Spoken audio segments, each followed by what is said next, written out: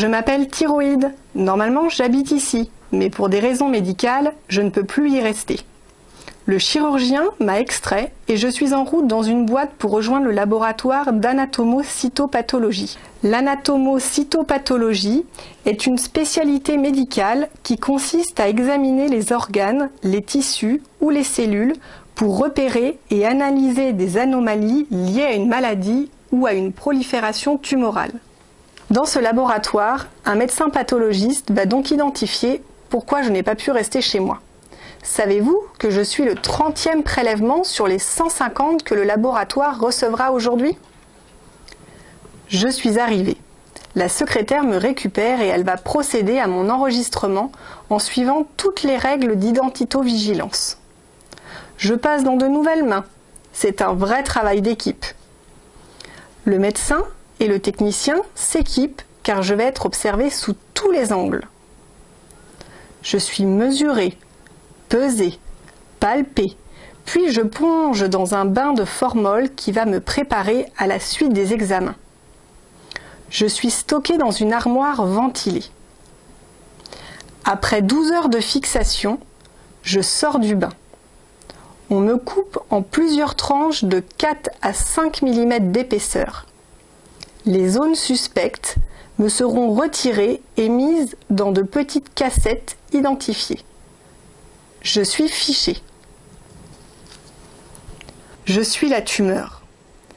L'aide laboratoire m'emmène en balade avec d'autres compatriotes pour la suite des opérations qui se dérouleront dans un autre bâtiment. On n'en a pas encore fini avec moi.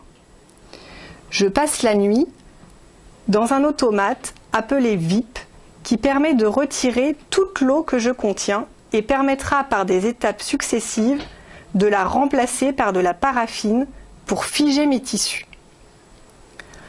Le technicien m'emprisonne dans un bloc de paraffine. C'est l'inclusion. Puis je suis découpée en rubans de 3 microns d'épaisseur qui sont étalés sur des lames. Je suis ensuite colorée dans cet automate de coloration. Cela permettra de mettre en évidence les cellules qui constituent ma tumeur. Noyau coloré en bleu, cytoplasme coloré en rose.